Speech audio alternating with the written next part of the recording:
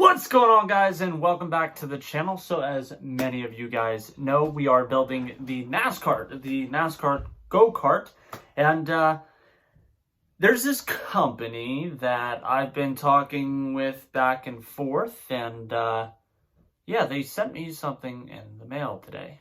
Now, I have absolutely no idea what is inside of here, but this is the package right down yonder, and we're going to open it up today before we get into the whole working on things.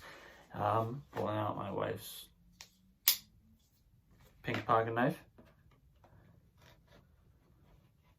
Let's get this sucker open. Wow, this knife needs sharpened. Holy shit. And let's see what's inside.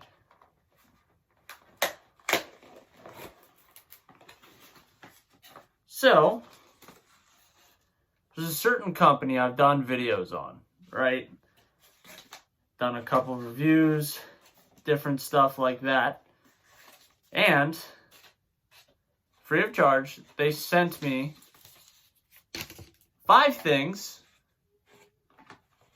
You guys are going to love it. Initially, when I started my YouTube channel, we were a smokeless, tobacco, doing dip challenges, doing all sorts of stuff. This is why I'm saying we have done a video on this company before, but guys, hello. We have Canadips decals to put on the side of the NASCAR. And they were kind enough to send me 3 freaking cans. So guys, a huge shit. Anyway, guys, a huge freaking shout out to Canadips for hooking a brother up. And if you guys don't know what Canadips is, basically they make THC and CBD pouches, almost like you're doing regular tobacco pouches, but instead these are the CBD infused pouches. So you have the tangy citrus flavor, the natural mint, and the full American. So they are coming out with a couple new CBD brands. Unfortunately, I cannot do the THC cans because in the state of Pennsylvania, it is not legal. But honestly, Canadips is going to be a huge, huge thing. Whether people realize who they are now is one thing. I'm telling you, you give it less than a year, everybody's going to know who freaking Canadips are. And the fact that we've been in communication back and forth about a couple different things, and I know some of the stuff going ahead on the future, like I know one of the flavors, they actually posted about it, that are coming out for the CBD. So big things coming for them, and I am truly, truly excited to be rocking Canadips as a sponsor on the NASCAR. Oh man, I got too many things inside a tiny ass garage that I gotta walk all over. So I'm gonna move the NASCAR just to get it the hell out of the way here, but no, we're not actually working on the NASCAR today. We're gonna be working on the LB7.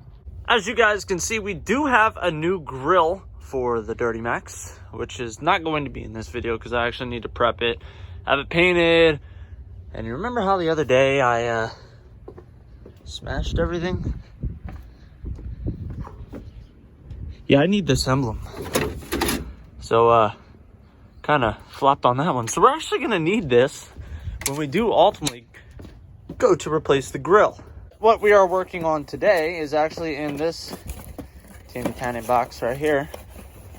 And it is my new NSBU switch in hopes that it corrects my issue with all of the gears basically flashing on the LB7 Duramax. So yeah, you might be wondering, Matt, have you ever replaced an NSBU switch?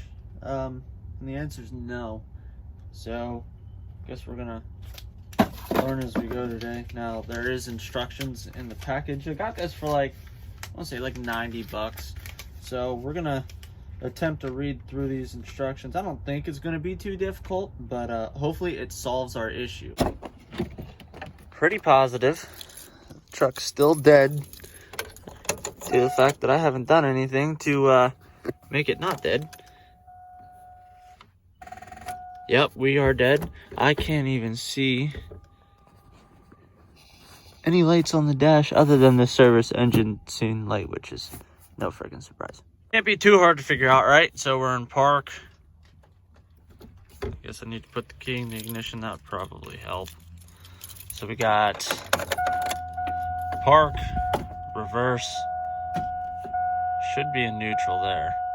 Not that it makes it any more difficult because the truck's practically dead, but yeah, we should be in neutral there. So I'm actually gonna chalk the wheels just for kind of shits and giggles, because this dickhead over here that just so conveniently happens to be my neighbor has an issue with me. So I'd rather not have my diesel truck go through his driveway. As much as I would prefer to just, you know, mash the gas and just go right through the side of his house, we're not gonna do it today.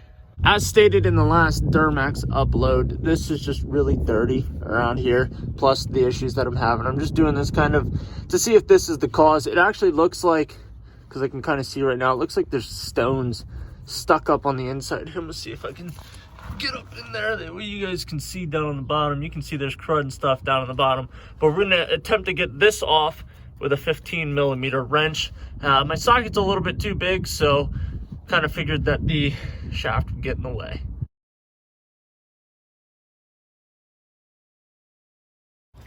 Now, before I forget, there's actually, on the LB7s, there's actually 2 connectors that you have to take off. So before I completely get this 15mm bolt off to the linkage, I'm actually gonna try to get those out.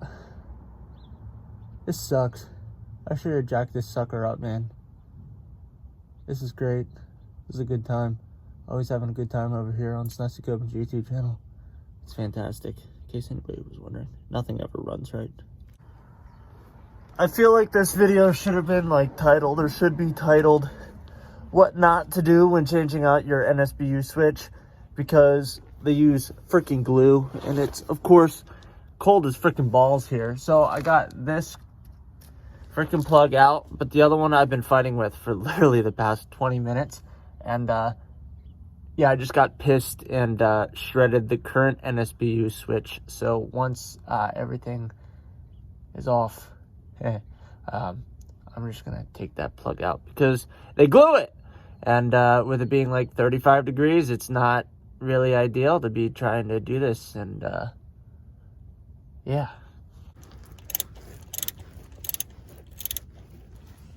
Oh man, this is a blast doing out in the cold. Let me tell you. And on top of it, I don't even know what the freaking injector balance rates are on this stupid son of a dick. Ah, man. As you guys can tell, I wasn't kidding when I said I just annihilated the NSBU switch that was on here. Let's, how the fuck do you get this off now?